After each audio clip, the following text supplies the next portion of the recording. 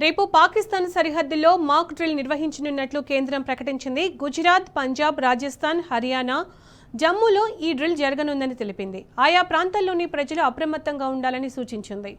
కాగా ఇటీవల షాక్తో ఉద్రిక్తతల వేళ కేంద్రం ఇలాగే మాక్ నిర్వహించింది.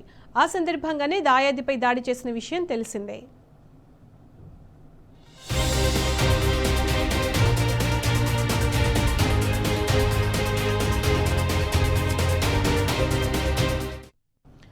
ఇక ఇదే అంశానికి సంబంధించి పూర్తి సమాచారం మా ప్రతినిధి లివిల్ అందిస్తారు. లివిల్, రేపు పాకిస్తాన్ సరిహద్దుల్లో మాక్ డ్రిల్ నిర్వహించనున్నట్లు కేంద్రం ప్రకటించింది కదా, అప్డేట్స్ ఏంటి దీనికి సంబంధించి?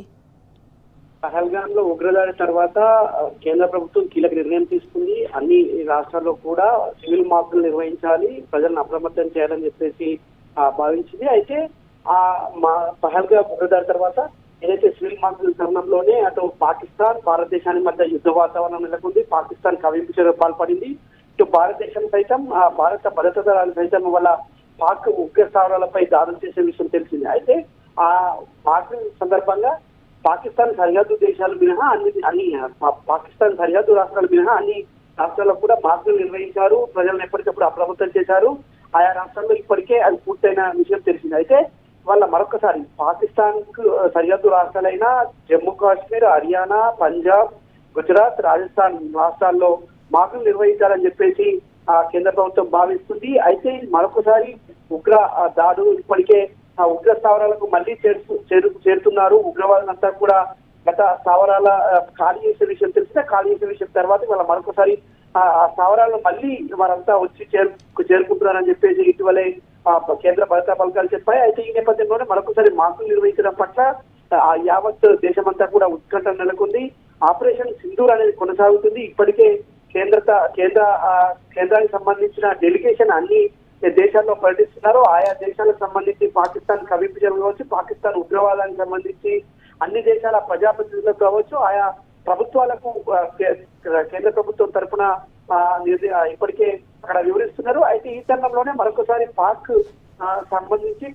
సరిహద్దు రాష్ట్రాలైన హర్యానా, పంజాబ్ తో పాటు గుజరాత్, జమ్మూ కాశ్మీర్, రాజస్థాన్ రాష్ట్రాల్లో మాకులు నిర్వహించాలని చెప్పేసి కేంద్రం భావిస్తున్న నేపథ్యంలో ఏం జరుగుతుంది, ఎందుకు ఈ మాకులు అనేది కూడా మరొకసారి చర్చనీయాంశమైంది.